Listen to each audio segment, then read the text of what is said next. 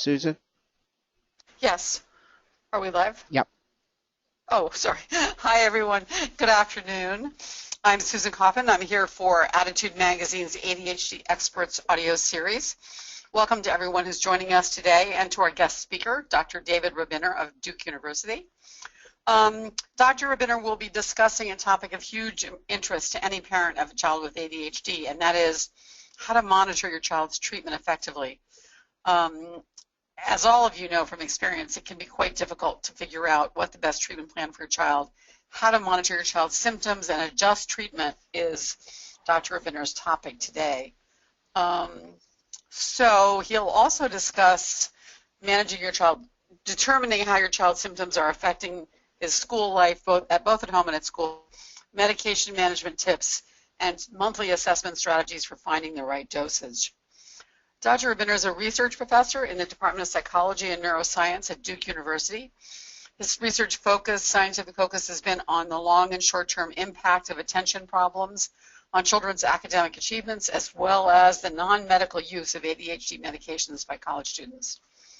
He has published over 50 scientific papers in scholarly journals and received multiple federal grants to support his work. In recent years, since 1997, he has published a wonderful online newsletter, which I can't recommend to you enough. It's called Attention Research Update, and it helps parents, educators, and health professionals keep up with new research on ADHD. Thank you so much for joining us, Dr. Rabiner. We're so pleased to have you. Before he begins speaking, let me just tell you briefly how we work in this ADHD webinar. You please post your questions in the box on your screen. Dr. Rabiner will first review his slides, and then he'll take questions, as many questions as we have time for. If you have any problems hearing us, this is an internet-based webinar, so you'll probably want to dial in via your phone line.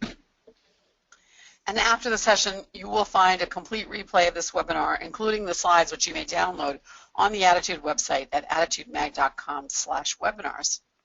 So with that, let me turn it over to Dr. Rabiner and welcome again. Sure. Well, thank you, Susan, and glad to be here and glad to see there are so many folks watching and listening in today. I'm going to talk about, as Susan said, monitoring your child's ADHD treatment. I can't stress enough how important this can be, and that I really feel that learning how to do this and making sure it happens is really one of the most important things that any parent can do to really try to help maximize the long-term success of their child. So it's a topic that's really near and dear to my heart. So let's just start by talking briefly about what ADHD treatment monitoring is. It's really pretty simple and straightforward. All we're talking about is collecting data on the child's behavior, on the child's academic functioning, on the child's social functioning, collecting that in a systematic way at regular intervals, either weekly or monthly is typical, so that you get information on a regular basis that lets you know really how things are going, and in particular how things are going at school. Obviously, parents observe their child at home. You have a clear sense of how he or she is doing there, but what goes on at school can be somewhat of a black box, and that's why collecting regular feedback from teachers is really so critical. I want to emphasize that this is an absolutely critically important thing to do, irrespective of what treatment your child is receiving, whether your child's treatment is medication only, whether it's medication plus behavior therapy, whether medication is not involved at all, and you're trying something like neurofeedback or some kind of dietary intervention. It really doesn't matter what the treatment is, whatever treatment the child is receiving. It's important to monitor how he or she is doing. Just as important, actually, if your child is not receiving any treatment at all. This is no great surprise that I'm saying this. The importance of regular systematic treatment monitoring has been advocated for years by the American Academy of Pediatrics, by the American Academy of Child and Adolescent Psychiatry. What's a shame, unfortunately, is how infrequently this happens, very rarely. So why is treatment monitoring important? This is really an important point, that even though a child may be doing quite well at a particular point in time, a child starts out on a whatever the treatment happens to be, and it really seems like, wow, this is great, things are going well, I'm so pleased. Parents really have to recognize that, unfortunately, children's response to treatment, whatever that treatment happens to be, can and does change over time. So things may be going really well in January, and come February, not so well anymore. So that's one reason, just the change in children's response over time. The other reason why it's really important is generally there are, or there should be, as part of any treatment plan, particular goals that the parent and the child's healthcare provider are hoping will be met with treatment. Those can be goals related to academic functioning, goals related to behavioral functioning, goals related to social functioning. And if sort of all you get back is an occasional things seem to be going okay from the teacher, that is absolutely not specific enough to have a clear idea about where things are going well, where things are going less well, which of the, say, 3 or 4 important goals that you've got for your child's treatment, which of those look like they're being met, and where is there really important need for improvement, and where is it that the specific problems remain that need to be addressed. As I said earlier, this is really a critically important way for parents to help promote their child's long-term success. Okay, did I just go 2 slides? Sorry about that. Yeah, okay. What should be monitored? Okay, so I think that there are really a couple of main things that are important to be monitored regularly. One is just the core ADHD symptoms of inattention and hyperactive impulsive behavior. So one aspect of monitoring is to try to know specifically how well those primary core ADHD symptoms seem to be being managed by whatever treatment a child is receiving. Okay, and then, because of course one thing we care about is managing core ADHD symptoms, ultimately what we care about is how well the child is actually functioning in important domains. Again, at home, parents will have a sense of that from what they can observe, but not so much in school. So what we'd want to hear regularly from the child's teacher is not just how well are problems related specifically to inattention and hyperactive impulsive behavior being managed, but in addition to that, how is the child's academic performance? What is their behavioral performance in terms of their overall ability to meet behavioral expectations and conform to classroom rules? And then how are things going in their peer relationships? So academic functioning, behavioral functioning, and social functioning are certainly the three primary domains that we'd want to be monitoring. And then for children where medication is part of their treatment, some kind of ongoing assessment of that will indicate whether there may be any kind of adverse effects that are emerging is important to do as well. So what difference does this treatment monitoring make? And I just want to say, when we get to the end of the session, I'll be talking in a very concrete way about how parents can do this and how parents can facilitate this. So to get an idea of what difference this can make, I'm going to talk very briefly about something called the multimodal treatment study of ADHD. It's called the MTA study for short. This was the largest ADHD treatment study ever conducted. To my knowledge, it's the largest treatment study ever conducted in child psychiatry, period. It began with nearly 580 children with ADHD between the ages, I believe it was 7 to 11, it might have been 7 to 12. Those children were essentially assigned at random, in other words, almost like kind of flipping a coin, to receive either medication management through the study itself, a very intensive form of behavior therapy that was delivered by the researchers in the study, a combination of medication treatment and behavior therapy, and then about 25% of the sample was randomly assigned not to receive any type of treatment through the study, but just to go back out into their community and receive whatever treatment in the community that parents elected to pursue for their child. Now, it turns out, not surprisingly, that of those children who were received care strictly in their own community, the vast majority received medication treatment. So it's important to say a little bit about how medication treatment was done in the MTA study. It began with this incredibly careful, meticulous titration trial to identify what was the best starting medication and starting dose for each child. And so essentially what they did is each day the child was switched between kind of a low dose, a medium dose, a high dose, or a placebo. So a placebo, as you know, is where, as far as anybody knows, the child is actually receiving real medication, but that's actually not the case. And this went on for a full month, and there was regular feedback collected from parents and particularly importantly from teachers. So at the end of that 1 month trial, the researchers could look at how the child did on each of the different doses relative to placebo and determine, A, is there evidence that medication really made a difference? And if so, which dose seems like it was optimal? Where should we start the child out at?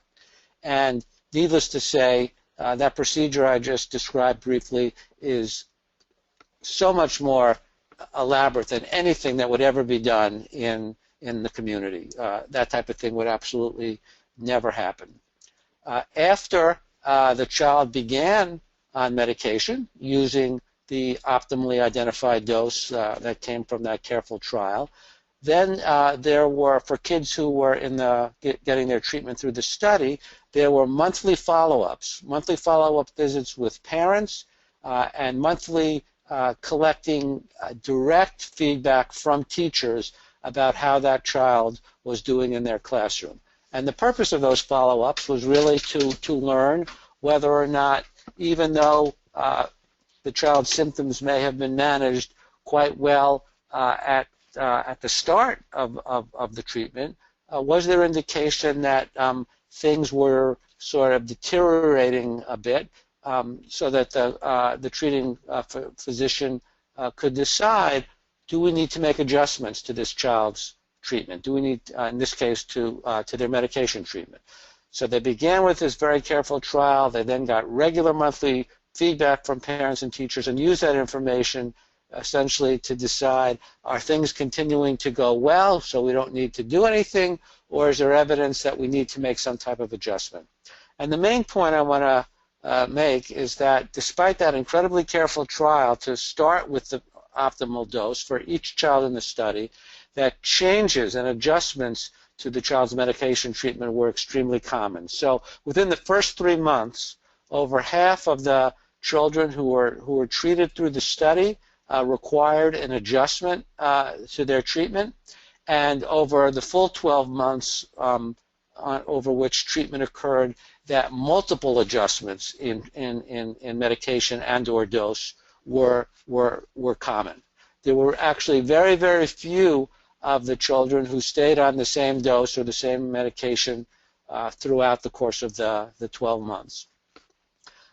More often than not, when adjustments had to be made, the adjustments were in the direction of increasing the dose, but about 1/3 of the time, the best judgment of the treating clinician was that actually the child's dose needed to be adjusted downwards. But again, the main point is that despite beginning with this incredibly careful trial, that adjustments to treatment were frequent and common. And so if you compare that with what happens typically for children who are treated just by physicians in the community, well, unfortunately, what we know is this kind of systematic monitoring almost never occurs. Literally almost never occurs. And so as a result of that, of course, you're going to have kids who are maintained over long stretches of time on a treatment that is not being as helpful as it could be.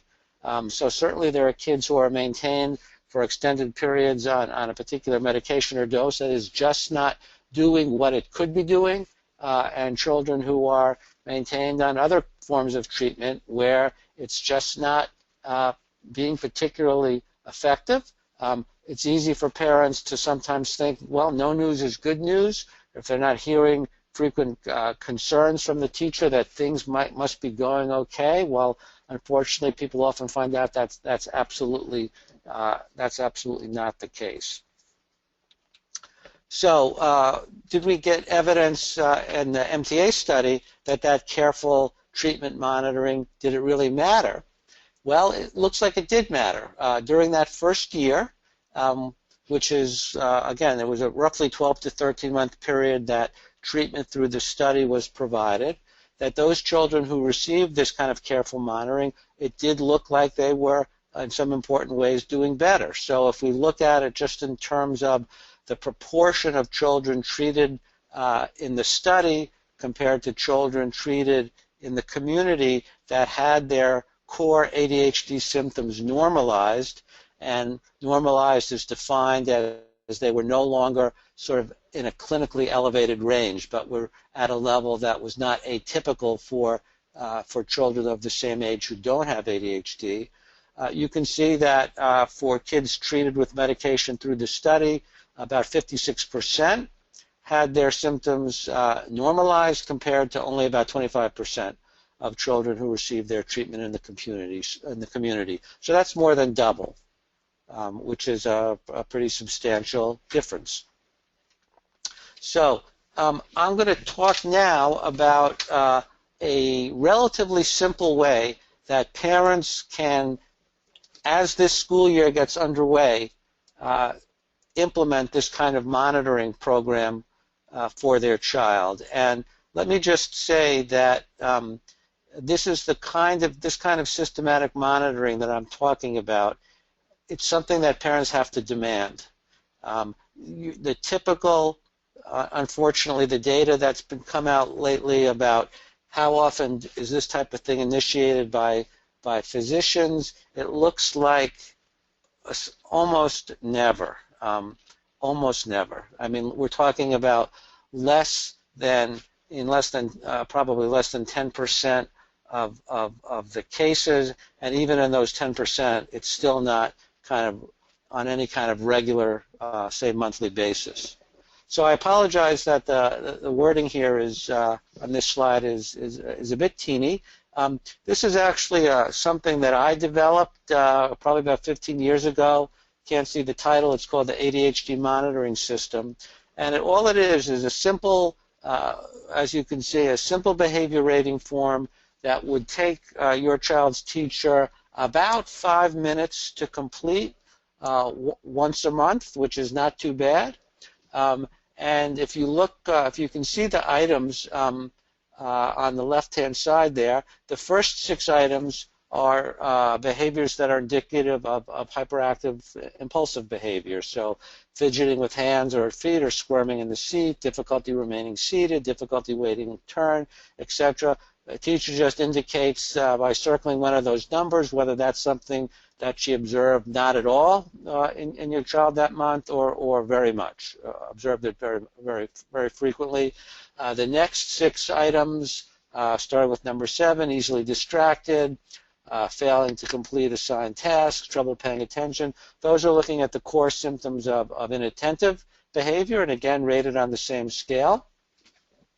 And then for items 13 through 15, those are just very, very crude screens about behavioral functioning, social functioning, and emotional functioning. So following class rules. In this case, higher numbers are better. So 0 means not at all, 3 means very much. Getting along with peers from not at all to very much. Seeming happy and in a good mood from not at all to very much. Okay? On the right-hand column, there's an item that asks the teacher to rate how the child's functioning in the morning compared to the afternoon. The teachers rate approximately what percentage of assigned work the child completed either during the past week, or there's another version that asks for that on a monthly basis. And then the quality of the child's work in general, from very poor to excellent. And then 3 simple little boxes where they can provide a little bit more detailed information. So this is something that takes literally about 5 minutes to complete, that gives you enough information to decide, A, does it look like the core ADHD symptoms are being managed reasonably well? what does it look like the teacher observes in terms of my child's ability to follow class rules, get along with peers, what's their mood like, and then gives me some information and the physician information on the quality of the academic work, both how much of the work is being completed and the quality of the work that is completed. So what you get from that, this kind of just shows the results of what one of those rating forms would provide for you. So I'm going to go back to the first case. And if you look at that, what you can see, this is a situation where with a quick glance, you could look at that and say, wow, this was a good week, or this was a good month. Everything seems to be going well. So what we want to see is that for the first 12 items that deal with the core symptoms of ADHD, we want to see mostly zeros and ones, because that means that that behavior is either not being observed at all or is being observed only a little bit. And you can see here for those first 12 items, there's no symptom that's rated as being observed more than just a little bit. And then for the next three items, 13, 14, and 15, that's where we want to see 2s and 3s. So following class rules, pretty often. Getting along with peers, pretty often. Seeming happy in a good mood, pretty often. Then at the bottom, we look at information related to academic functioning. The child completed essentially all their work. The quality of the work was good. And then a little bit more detail about how work in different areas compares. So it takes the teacher 5 minutes to complete this. It takes a parent and or the child's health care provider 5 minutes to scan this and get a sense that this is a case where everything looks great. The next one is different. What you see up top in the first 12 items is that, wow, these core ADHD symptoms are not being managed well. And the point I want to emphasize is that prior slide that showed everything going well, you could have gotten that in the first month of the year, or in October, and then in November you get this instead. I mean, those kinds of changes do happen. And so what you're alerted to here is, A, even if, let's say this is a child on meds, even if meds had been working pretty well up to this month, they sure don't seem to be working very well now.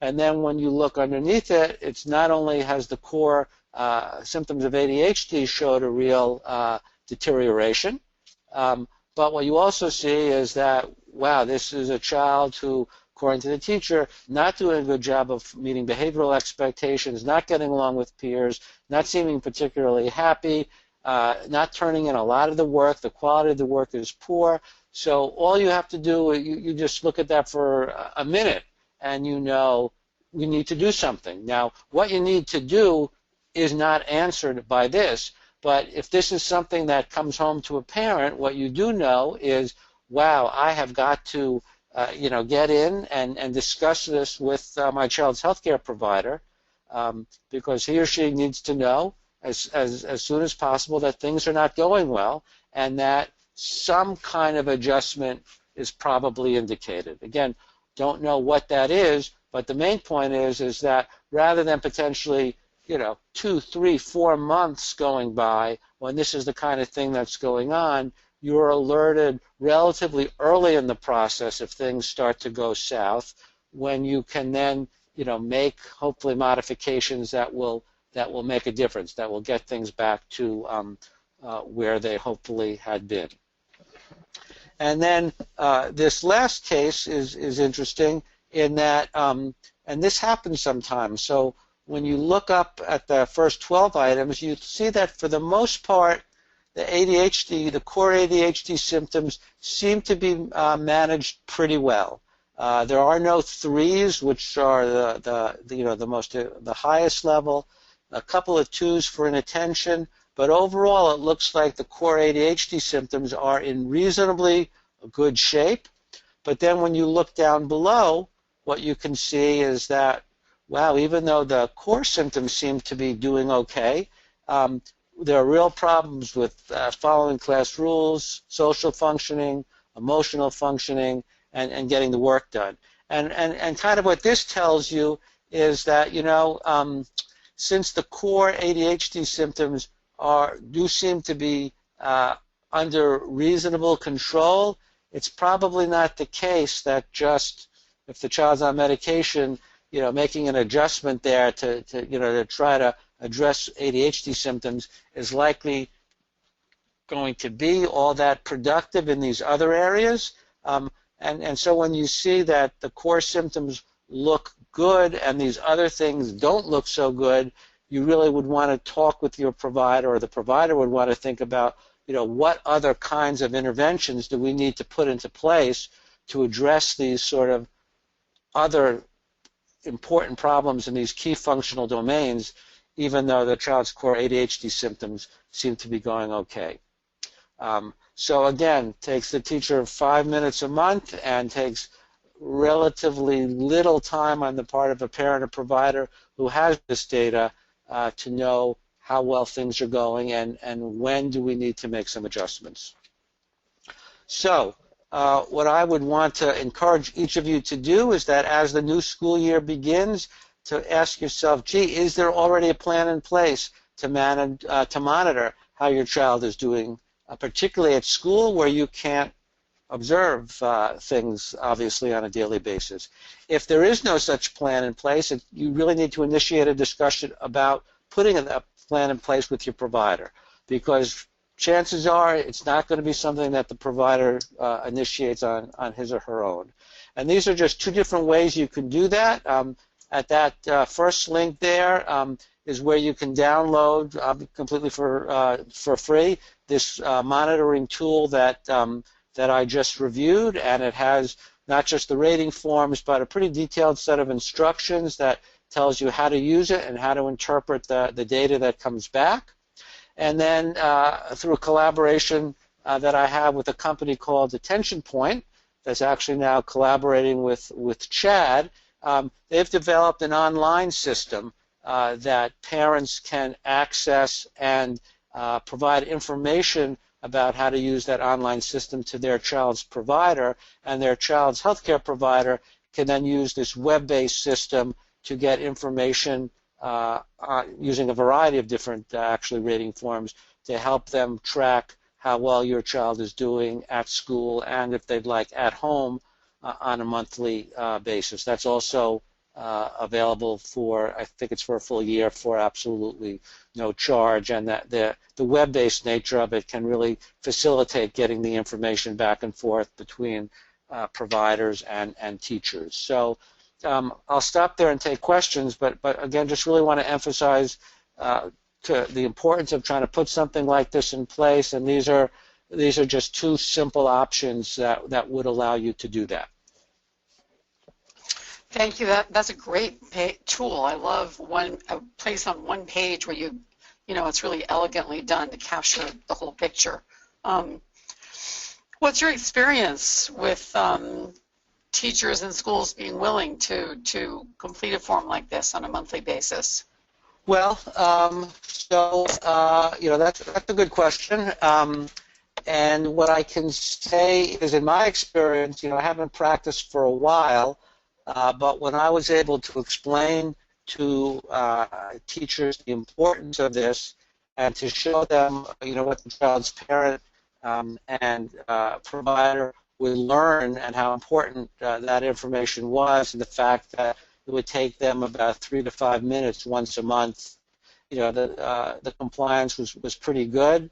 I will say that, as I mentioned, the use of kind of a web-based system, and the system allows sort of automatic reminders to be sent directly from the provider to teachers. It does increase the yield of getting these things back. But just like parents have to take the initiative with healthcare professionals to make this happen, they got to take it with the teachers, and I know how tough that can be and how difficult it can be, but the importance really can't be overemphasized. Right. No, it seems like a hugely helpful tool. Michelle, who's on the webinar, said that her school has been very terrific in terms of providing survey feedback, whereas other people who are online have said that they'd be more likely to give school teachers forms to fill out about teachers' performance. But yeah, lots of gratitude here, Dr. Rabiner. This is a great form. People are saying they're going to download it. That it's going to be really helpful to them. So thank you for that great form. Kathy asks, what are Dr. Rabiner's thoughts about using the Vanderbilt assessment tool for monitoring? I think that's fine. I mean, to be perfectly candid, these rating forms, despite the fact that some of them are copyrighted and they're not inexpensive. They're all basically. I don't want to say they're basically the same, but they're all. The symptoms of ADHD are the symptoms of ADHD, so they're all covering that, and they're all going to have.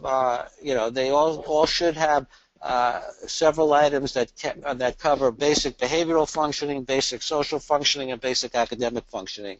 And whether you're using the system that I developed or something like the Vanderbilt, doesn't matter. I can honestly say it does. What matters is that there is something systematic in place that's happening on a regular basis. If you do that, regardless of what the form is, as long as it's some kind of semi-reasonable form that covers ADHD symptoms and functioning in the important domains, you are just way ahead of the game. I mean, I think what's nice about your form is, again, it is 5 minutes. Right. You can certainly make a case, I think, if you can explain. And I think your advice about getting the teacher on board and on your side and understanding what the purpose of this is, it sounds like really good advice in terms of getting them to accept this. Yep. A couple of questions from folks. One is, how would you implement this it's as daunting to think about trying to get feedback from 7 different teachers? Well, okay. Great question. I would say this, that it is incredibly difficult, certainly once kids get to middle school where there's no longer one teacher that's primarily responsible for them, no doubt it gets much more difficult, particularly if you're trying to use paper and pencil, right? That's just almost impossible. That is where the real benefit of this web-based system comes in, because with the web-based system, the clinician, and just to be clear, the way this thing is set up, that parents would log on to that site, they download information that they would then bring about this system to their child's provider, and then the child's provider would have to register and say, yeah, I want to do this. But once they do, the provider just has to essentially type in the email addresses for the teachers one time, set up the intervals on which they want that feedback to be provided to them, and then it happens sort of automatically. And again, there can be reminders that are programmed to automatically go to each of those teachers. So I'm still not saying you're going to, if you got 7 teachers, you're going to hit 7 for 7 every month, right? But it will so greatly facilitate at least getting feedback from multiple teachers on a regular basis that, again, if you're relying on pencil and paper in middle school or high school, it's just really, really hard. I mean, we have a hard enough time getting kids' homework to and from. So yeah, absolutely. Is the attention point system expensive? Is it free? How does it? It sounds like a great solution. Yeah. So if parents, if a parent brings this to their child's physician, clinician, it doesn't have to be a medical doctor. It could be a psychologist. This sort of opportunity that they're making available, it's really through a partnership with CHAD, is that the clinician can use that to provide treatment monitoring for that child for a full year, and there'll be no charge at all to the clinician. Now, if the clinician chooses to charge the parent for whatever time they put into it, that's up to between the clinician and the parent. But Attention Point itself is sort of making this monitoring service available for a year at no charge. That's great. That's really great. Position. Is that I think I know the answer to this. Is that online system available outside the U.S.? Probably the answer to that, maybe no. So I'm not sure about that. To my knowledge, it certainly hasn't been translated into any other languages. But if you're talking about like an English-speaking country, as far as I know, it may very well be. I don't know for sure. Yeah. Just to finish with rating scales, someone else asked about the Connors rating scale. Although she says, Trish, that she really likes the way the questions are phrased in yours, because sometimes you have to push the point home to the teachers, and it does that nice. Yours does that nicely. So is a Connors used also for monitoring? Well, the main point I want to make is nothing is used for monitoring, because monitoring essentially never happens. The Connors, and any of these scales can be used for monitoring. The Connors certainly could be. The problem, for monitoring purposes, the problem with something like the Connors is, at least if you use the long version, there are a lot of items on there. Right. And so it's going to take teachers a longer period of time. They also have a short form, and that can certainly be used. And so I would just encourage parents, don't get bogged down in the form. Put your energy into choosing something and working with your child's provider to put a regular system into place, because that's much more important. Unless you just pull some cockamamie form that's really got nothing to do with ADHD in a way. Any of the ones that you've heard about, the Connors, the Vanderbilt, the BASC, the Child Behavior Checklist, the ADHD rating scale, they go on and on. Any of those will do a great job. The key is getting it. Just do something, yeah. Getting it in place, yeah. Okay. And monthly is optimal, correct? As Susan asked, whether weekly would be better. Weekly. There's certainly weekly is good. It does put a little bit more of a burden on teachers, certainly. The other issue with weekly is if you're going to do it weekly, and that sort of downloadable form that I have online, it has both a weekly version and a monthly version. If it's weekly, right? If you saw from one week to the next, it looked like things had deteriorated. Well, I wouldn't go ahead based on 1 week and say, well, we have to make adjustments. You'd want to see some kind of a consistent evidence of a decline over a period of weeks. The monthly thing sort of gets around that in a way, because if it's bad, it's been bad. It's been bad for a month. There's weekly.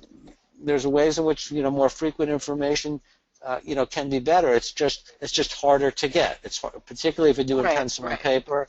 And again, what was done in the MTA study, which is sort of the model, was this kind of monthly follow-up. Monthly seems like a reasonable amount of time in terms of getting the input from the teacher and still having a timely situation addressed. Right. Couple of people on the webinar have children in college and are wondering what you would advise in terms of monitoring the situation. Boy, parents of college students have a tough time. As you know, the school's not allowed to say anything to the parents at all. I mean, I work at Duke, right? I mean, if a parent calls me, I can't even tell them what classes the child is in, let alone how they're doing. And so I don't have an answer to that, unfortunately. I mean, students have to monitor themselves and how they're doing. I mean, there's no way. I mean, I guess a student could give consent to their faculty to let parents know, is my kid showing up to class? Are they doing? But that's not going to happen. No. Well, as a parent of a college student with ADHD, I can only give you my personal advice, and that was visit frequently. Visit frequently, no matter how far away it is. I mean, that's really the only way I was able to get any clear picture of how things were going. But more and more schools, like, so for example, at Duke now we have an ADHD coach in the Academic Wow. Resource Center, and I think there are certainly, there are certainly more and more schools that are offering services, certainly plenty of academic support services and coaching. UNC has a big coaching program, and so that would really be it really has to be somebody else other than the parent, I think, who's going to be monitoring, kind of a college student. Yeah. And then, as parents, a couple of people have posted, the problem is, if your child wants to be involved or not, which is a whole other issue at this age. Yep. Many kids just stop taking medication for whatever reason. Yeah, big problem. Yeah. Let's see. Question about attention point. Can it be used without clinician support? No, it cannot. No. It's not something. No, it's not something that parents can access on. Parents can bring it to the attention of their child's health care provider and say, I really want you to do this with my child this year, but then the provider has to step up and say, okay, let's do this. It can't be done directly by parents. And in terms of taking the monitoring and meeting with a healthcare professional, Cindy wants to know, is every 3 months sufficient in your view? Well, if things are going well, if you're getting these monthly rating forms back and it looks like everything, core symptoms are being managed well, things are going well in terms of behavior, social, emotional functioning, academic work looks good. If things are going well, then yes. If they're not, then no. I mean, so that the first time one of those monthly forms came back and it looked like there was a clear deterioration, I would want to get in as soon as I can and say, don't know what's going on, but it's not like it had been. Let's figure out what we need to do. Absolutely. There are questions. People are asking whether this form can signal that there are other problems, bullying, friendship. And I think those last questions certainly could trigger some concern, right? Even if I mean, they don't tell you why. No rating form is going to tell you what explains the problem. It can just alert you to the fact that, gee, things don't seem to be going very well in the social domain. I need to learn, my provider needs to learn more about that. So it's really just serving an alerting function. And then, it's hard work to sort of dig in and try to figure out as best one can, how do we understand the difficulties that my child is having in this domain or that domain, and then what do we try to do about it? Unfortunately, again, in the absence of any kind of regular monitoring, 6 months can go by, and that kind of problem is happening, and just people, you'd think you'd know, but oftentimes you just don't. Right. No, that's right. Sherry wants to know, for a pediatrician who doesn't have much time to monitor, if he sets it up, could she monitor it? I guess she means make sure the teachers are filling out the forms. No. So the only person who sees the data is the healthcare professional. Is that right? That's my understanding, that it goes between the parent and the provider, and between the clinician, between the teacher and the provider. I'll need to see whether or not the parents can be brought into the loop. I don't think so. That would be the, if you don't feel like you can count on your provider to do this, even after really discussing it with him or her, then that's where, to my knowledge, there's not an alternative to the paper and pencil version, right? Because that's something that the parents pick up or can be sent back home to the parents, with the child.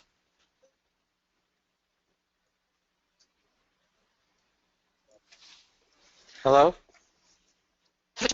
Perhaps your form that could be put on a Google Doc. Can you hear me? Yeah, I can hear you now. Can be put on a Google Doc and then. Yeah, there are other kinds of technological. Okay. Yeah, and let me just stress that my form is not copyrighted. I would like people, if they think it will be useful to them, use it in whatever way they want, period. That is so terrific. Wow. Anne says, I love this form. I've been using it for a number of years. I've even included it in my daughter's IEP. So there you go. She says some teachers don't take it very seriously, but when the teacher's on board, the information is invaluable, and thank you. So, Great. yeah, it's definitely great. A couple of questions about when a child's symptoms change, the control of the symptoms changes during the day. So there are a couple of people whose children do all right in the morning, but then when they get home from school, they don't do all right. Any suggestions for how to monitor that in the classroom? Yeah, so that's why there's one question. There's one question on the form that asks how does the child's functioning in the afternoon compare to the morning? Okay. And so, if there's a real discrepancy there, that would be noted. I actually created this form sort of back in the days, pretty much before all the long-acting meds were in place, and so it was pretty common for students to just be dosed once a day with a short-acting stimulant, and by midday it was gone, and so you would clearly see in those cases that afternoon was just not so good. Hopefully that would be a little bit less prevalent now because the preparations are supposed to last 8-10 hours, but that's not always the case, and the main thing is if a child's on a med that's supposed to be a once a day med and you're seeing information coming back that, well, morning is pretty good, but afternoon is not, then again, you're alerted to that, and then it's the hard work of figuring out with the provider, okay, how do we what can we do to try to address that? Is that like kind of a booster dose with the but again, that's where the professional has to use their best judgment. Yep. And to the person who asked this question, yes, it is the case that booster doses are used. Again, your healthcare provider is the best person to work out with you how to deal to manage a situation where the symptoms are not controlled during the whole day. But it's definitely the case that there is use of a booster dose. Beverly looked on the Attention Point site and reports that DefiniPoint is designed for use by individuals holding a state license in a category to permit the individual to administer, score, and interpret psychological tests. This includes, but is not limited to, psychologists, clinical and school, neuropsychologists, physicians, pediatricians, psychiatrists, nurse practitioners, and physician assistants. So she's pleased because that means the school psychologist could help you set up the system. Oh, absolutely. Yeah. Yep. So that would be a great solution, and maybe that's the place to start in terms of getting the school on board. All right, let's see. How to monitor in 2 different homes. My daughter's father and I are divorced. Our observations of her behavior in our homes are quite different. Yep. I'm sure that's not an uncommon problem. No, and well, just that, I mean, I guess the main thing that I would sort of emphasize there is that it's not uncommon for children in general, let alone children who are diagnosed with ADHD, to behave very differently in different contexts. So it's not necessarily the case that one parent is seeing things accurately and the other is seeing it inaccurately. Kids behave, you can see that same thing in middle school where, in one classroom the child is fabulous, and then the other 2 or 3 they may be really struggling. So that happens, and there are no easy answers. All you can do is, again, work with, hopefully both parents are committed to working with a professional to address the difficulties that a child is having in whichever home they're having them. Okay. Yeah, I think that's right. Let's see. Thanks for the Google Doc idea from Sherry to Kimberly. Thank you so much. Great idea.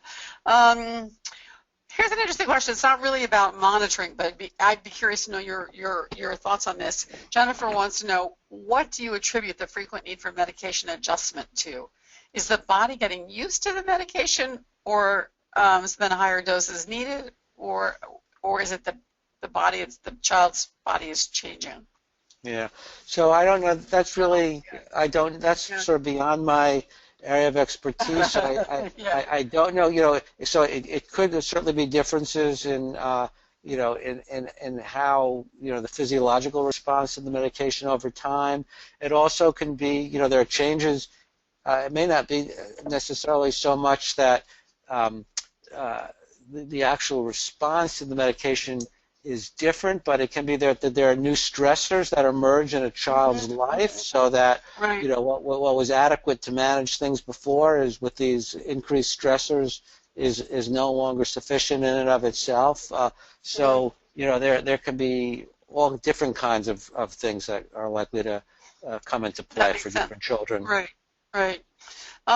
In terms of coming back to the teachers participating, I just want to point out that Kathy says that she's a school social worker with and mother to 4 ADHD children, and she feels pretty comfortable that the vast majority of teachers would be happy to complete this. And most of the time they feel disappointed that the physician isn't asking for their input. That's an interesting idea, that they would like to have input. Others are asking. Yeah, go ahead, sorry. I was going to say, not to pick on, physicians, because, I think what has to be realized is that some, for example, community-based pediatricians, they could have a client load of literally hundreds of children in their practice with ADHD, certainly dozens. But, in this study that was published, I don't know, about a year or so ago, that looked at things like treatment monitoring among a group of about 200 community-based pediatricians, what was reported that it was only, I think it was only about in 7 or 8% of the cases was there any kind of follow-up information collected directly from teachers. Wow. And that we're talking about and that may have been just like once in the course of an entire year. If you looked at in how many of those cases was there any kind of monthly feedback that was collected from teachers, we're probably talking, my guess would be, under 1%. That may be overly pessimistic, but. Yeah, no, we do have some experts in attitude physicians and who talk frequently about the lack of information on the part of most pediatricians, and who are the people who prescribe most ADHD medications, not well trained in ADHD and very stressed in terms of time. So yeah, it's a hard job. I think it's a very tough one. Yeah.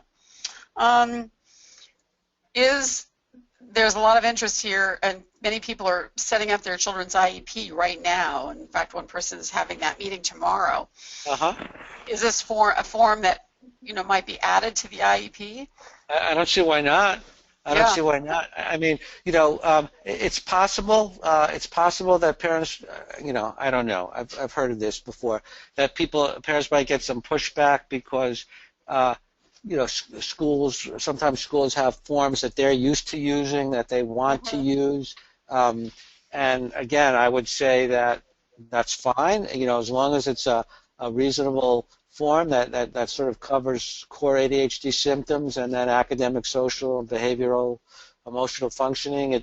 I don't think it matters. I wouldn't waste a lot of energy fighting over that. I'd put my energy on making sure that some kind of a regular feedback on how the child is doing is part of what is expected that the school will do. Okay.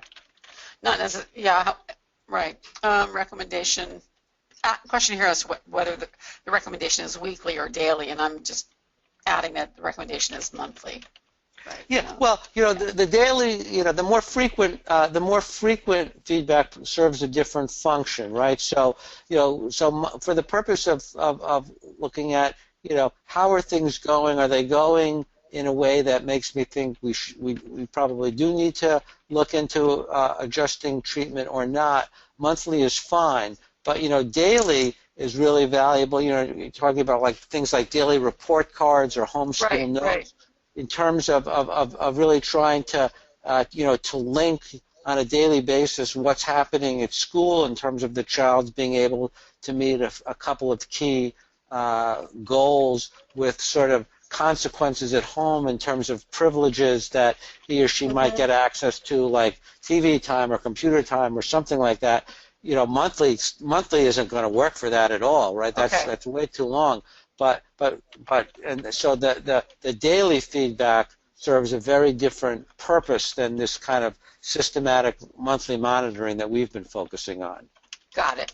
So this monthly monitoring is great for just a general treatment program. Is it working or not? Does it need to be tweaked? Whereas if your child's having serious behavior problems or other issues that need to be managed in the short term, you may need more frequent feedback. Yeah, that kind of those kind of daily report card things are really kind of an integral part of sort of a behavioral treatment program in and of itself. So that what the child is doing at school is linked to consequences at home that same day. Mm-hmm. And okay. That's a whole different kind of topic. Yes, exactly. Very different. Yeah, than a general treatment plan. That's a really good point. When a child has multiple conditions like attention deficit disorder and autism spectrum disorders, is there a way to assess, a different way that would be better used to assess how they're doing? Well, I don't know so much about autism. I mean, I think that the answer to that is probably yes. In that nothing on the form that that we've talked about deals specifically with sort of primary symptoms of autism, other than in some crude way the one question on social functioning. Right. So yeah, I would want to certainly defer to somebody with sort of greater knowledge about kind of autism than I have about what would make the most sense. Right. Well, I think that we're going to end it here. This is really so terrific, Dr. Rabiner. I hope you'll write about this for Attitude. I think it's really important. And I'm sort of shocked even that we haven't talked about it more frequently, because it's so intuitively logical, and you provide such terrific tools that it's something that all of our readers should know about for sure. So thank you so much for the time today and for providing these resources. Everyone, these slides and this audio will be on the Attitude website, attitudemag.com/webinars. You'll be able to download the slides, find the links, and even listen to Dr. Rabiner's presentation a second time if you choose to. Next week, September 1st, Ann Dolan is going to talk about strategies for homework with students with ADHD, a perennial problem, how to get that homework home and back again. And on September 9th, we have a wonderful presentation on technology supports for middle and high school students. And finally, September 16th, this is our Back to School webcast series. Why Don't I Have a Best Friend, with Fred Frankel, Ph.D., who has some terrific ideas for helping children make friends. So thanks, everyone, for joining us today. Thanks again, Dr. Rabiner. It's really been terrifically informative. We're very grateful. Okay. Thank you for having me. I appreciate it. Bye-bye.